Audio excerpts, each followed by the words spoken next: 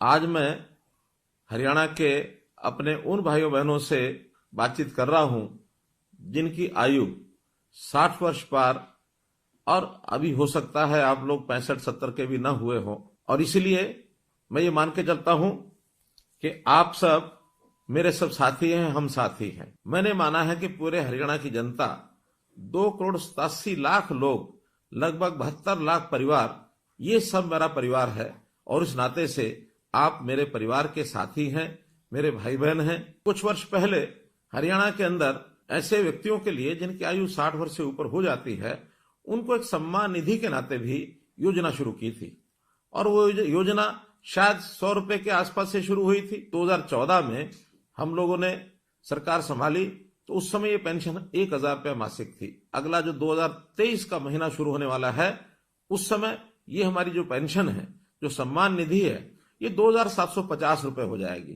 कहाँ 1,000 रुपया, कहाँ 2,750 रुपया। अब इस नाते से हम अपने प्रदेश के लगभग 18.5 लाख बुजुर्गों को ये हर महीने राशि पहुंचाते हैं। 460 करोड़ रुपए से ऊपर ये राशि हर महीने पहुंचती है।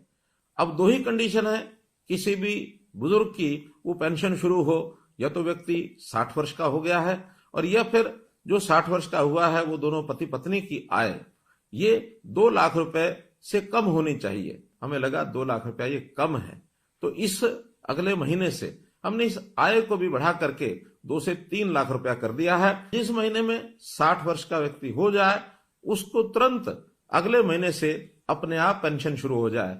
मात्र एक कागज पर आपको साइन करना होगा। एक ही महीने के अंदर अंदर वो सहमति पत्र के साइन भी हम कराते हैं और उसके बाद उन लोगों से जो सहमति पत्र देते हैं अपने आप ही पेंशन है ये जाना शुरू हो जाता है। हमने लगभग 6 महीने पहले इस व्यवस्था को शुरू किया था और इन 6 महीनों में 16,500 लोगों को और ऑटोमेटिकली अपने आप पेंशन मिली। केवल हरियाणा प्रदेश ही है जो ये 2,750 रुपया और ये दे रहा है, और किसी प्रदेश में इस प्रकार की व्यवस्था ये ऐसी नहीं है। हमारे देश के प्रधानमंत्री विशेष तौर पर बहुत चिंतित है, गरीब परिवारों के लिए उनकी चिंता है। इस नाते से उन्होंने हर गरीब परिवार के लिए 5 लाख रुपए तक का ये जो स्वास्थ्य बीमा है ये लागू कराया है आयुष्मान भारत के नाते। हमने उसमें अपनी एक योजना बनाई, चिरायु योजना, ताकि 1,80,000 रुपए तक की आय के जो परिवार हैं उन सबको इसका लाभ मिले, और इसमें 29 लाख से भी ज्यादा परिवार इसमें कवर हो रहे हैं। इस वर्ष के बजट में हमने इस आय को बढ़ा करके 3 लाख रुपया प्रति परिवार ये आय रख करके और थोड़े से पैसे लेकर, थोड़े पैसे यानी 125 रुपया महीना अर्थात 1,500 रुपया साल, इतना पैसा लेकर के भी उनकी जो स्वास्थ्य बीमा योजना उनको भी इसको ऑफर किया है ताकि वो इसको ले सके और परिवार के इस खर्च को बचा सके। एक वर्ग ऐसा हमको ध्यान में आया कि आयु भी 80 वर्ष से ऊपर है, अकेले रहते हैं और उनकी अपनी इनकम हमारे डाटा के हिसाब से 25,000 रुपए से कम है। ऐसे भी 3,600 लोग हैं।